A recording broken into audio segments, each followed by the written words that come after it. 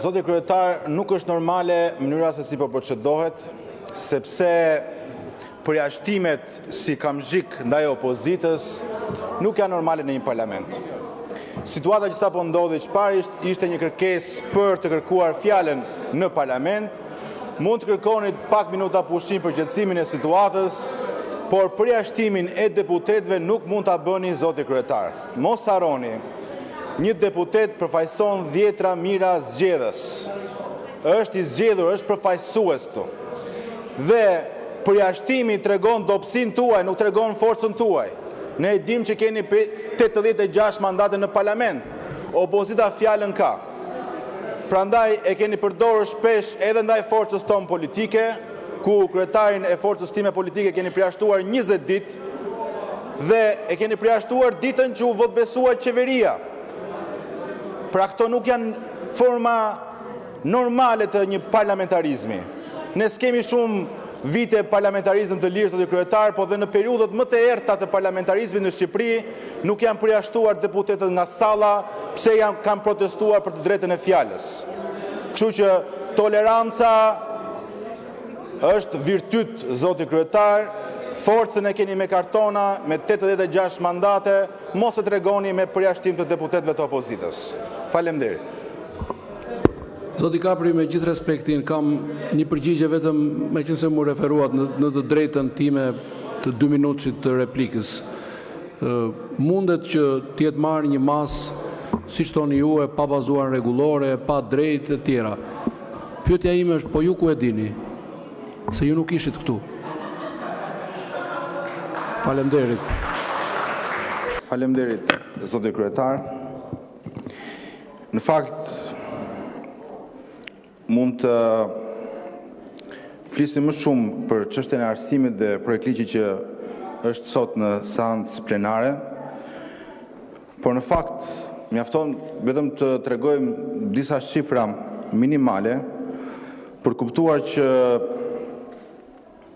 arsimi në Shqipëri është një situatë jashtëzakonisht të vështirë, jo vetëm për faktin se ne jemi nga të fundit në testin e PISA-s, e cila tregon formimin e nxënësve në Shqipëri, nuk për llogaris universitetet, por mjafton vetëm fakti tjetër që ne mezi e kapim 3% e GDP-s në investim në arsim, dhe bashkë me shëndetësinë shkojnë 6%, që do thotë që jemi vendet me investimin nga më të ultat në arsim. Sfida e 5%-shit nuk bëhet fjalë të arrihet. Pra që këtu e nis. Këtu s'ka fonder për arsimin, ne flasim për arsim. Kështu që kjo është një betejë e humbur. Është betejë e humbur. Gjithsesi, kërkova fjalën këtu edhe për të folur për diçka tjetër. Ndoqa me mjaft interes vizitën e kryeministrit të Republikës në shtetin Helen, ku është ftuar në një summit ekonomik dhe ku u prit me nderime nga homologu i tij. Dhe ajo që më bëri përshtypje, pavarësisht mungesës së transparencës së kësaj vizite, ku kryeministri paralajmëron një marrëveshje të rëndësishme me palën greke në fund vitit dhe ne nuk dim asgjë, mësojmë vetëm nga shtypi grek se çfarë ka si synime Greqia, nuk e dim se çfarë objektivi ka Shqipëria, po tjetër çështja është kjo. Ajo që më bëri përshtypje, zoti kryetar, te kryeministri fliste në anglisht në summitin ekonomik, është se kur u përmend çështja Beleri, pavarësisht se nuk kam ndonjë gjë me këtë person, por kur u përmend çështja Beleri, kryeministri i vendit tha që shqetësoheni kot sepse drejtësia në Shqipëri është e pavarur, ai qëndroi në paraburgim, ashtu siç është në paraburgim edhe kryetari i bashkisë i partisë time, i Bashkisë së Tiranës. Dhe hoqi një paralele kaq të thjeshtë, e cila është një mashtrim që kryeministri bën në gjuhë huaj. E para është se zoti Beleri u fut në paraburgim nga policia e Edi Ramës dhe u mbajt në paraburgim edhe duke i mohuar të drejtën e betimit. Ndërkohë që kur ndodhej zoti Beleri në paraburgim, nuk diskutoi fare për çështjen e paraburgimit si problem në Shqipëri. Sot që zoti Velia dhe disa zyrtarë të lartë të partisë të pushtet ndodhen në paraburgim për korrupsion, paraburgimi është bërë një çështje kombëtare.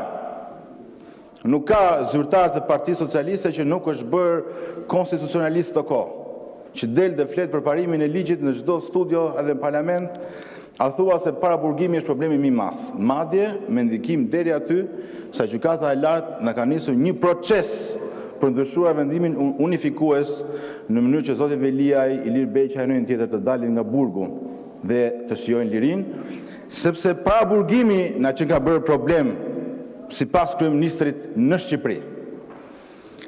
Por në fakt, qëndrimi i kryeministrit në gjuhë të huaj tregon në fakt të gjithë përpjekjen e tij dhe të majorancës që ka me drejtësinë në Shqipëri. Dhe nuk është përpjekja e vetme për të ndërhyrë në mënyrë që zyrtarë dhe miqtë e kryeministrit të dalin dhe nga burgu edhe të mos qëndrojnë në paraburgim. Por ka disa veprime të majorancës e kryeministrit për të minuar rënd sistemin e drejtësisë. Dhe po e nisim nga më e rëndësishmja.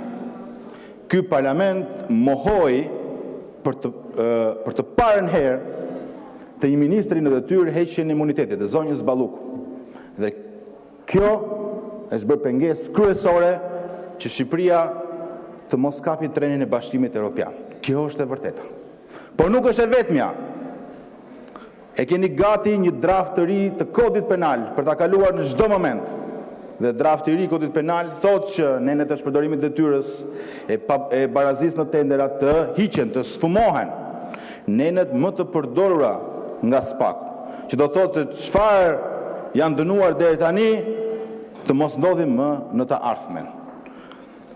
Por kemi edhe propozime që kanë ardhur në parlament me firmën e kryeministrit për ndryshimin e kodit procedurës penale, ku një ministër në detyrë nesër të mos pezullohet si me rastin Balluku. Por nuk janë vetëm këto iniciativa ligjore, apo dhe ndalimi i heqjes së imunitetit të ministrave nga ky parlament, duke u bërë lajm në gjithë perëndimin që ne jemi një vend që i themi jo luftës ndaj korrupsionit. Por ka dhe iniciativa të tjera. Sulmi direkt ndaj prokurorisë së posaçme dhe prokurorëve, që nga rrethimi i godinës me të punësuar publik, që nga mohimi të drejtës së mbrojtjes që kërkon te zoti Dumani, se ka ndodhur këto, e që nga anatemimi që kryeministri u bënte punonjësve që shkuan në kryeministri si njerëz me patllake. Por ajo që është më nihiliste, ajo që është më e papranueshme, është fakti që gjithë majoranca është hedhur në sulm për të sulmuar drejtësinë dhe për të liruar nga burgu të korruptuarit, duke na sjellë si një problem kombëtar çështjen e paraburgimit. Dhe kush kjo majorancë që ka kaluar ligje në këtë parlament që njerëzit e thjesht i burgos për një ndërtim pale, për vjedhje energjie, për parkim dysh. Mjafton të kujtohet, zoti kryetar, kur keni ardhur në pushtet, më kujtohet shumë mirë, ka qenë dhjetori 2014-s. Dhe majoranca juaj nisi një iniciativë atëhere për arrestimin e çdo shqiptari që vidhte energjinë elektrike. Ka qenë rasti i një prindi, një 52 vjeçari në Lushnjë, Qamil Zela quhej, i cili u arrestua sepse energjinë e shtëpisë furnizonte një qendër interneti dhe një fast food. Ishte biznesi vetë familjar. Duke bërë kështu, në fakt e paguante energjinë më shtrenjtë. E arrestuan, e mbajtën në paraburgim dhe ai vrau veten atje. Por nuk është rasti vetëm. Artisti i njohur Bojken Lako mori një godinë të vjetër tek ish një Sharaku në Tiranë edhe hapi 4 dritare në mur, u arrestua, u procedua dhe u dënua 3 vite gjysmë burg. Pra, mjafton të dy raste për treguar se njerëz të thjesht përballen me dhunimin e kësaj qeverie, me dhunimin e të gjithë të drejtave të tyre, dhe ndërkohë që drejtësia ka trokitur në derën tuaj, ju keni vendosur veton dhe keni kthyer në një hall kombëtar çështjen e paraburgimit për të shpëtuar të gjithë miqtë tuaj që janë në burg, por edhe për ata që do vinë nesër. Dhe për këtë do mbani përgjegjësi. Betejën me drejtësinë nuk do e fitoni dot, por fatkeqësia më e rëndë është fakti që kostoja që do po i sillni Shqipërisë në raport me integrimin është akoma më e rëndë. Pra, për ju, Çamil Zela në Lushnjë mund të vrasi veten edhe të shkojnë në paraburgim. Bojkojnë Lako të dënohet me burg se hapi një dritare për të ajrosur studion e vet muzikore. Por Belinda Balluku duhet të shijojë të gjithë pushtetin dhe paprekshmërinë e saj. Ky është standardi juaj. Kjo është ajo që juve u thoni shqiptarëve. Dhe kjo është e rëndë. Faleminderit.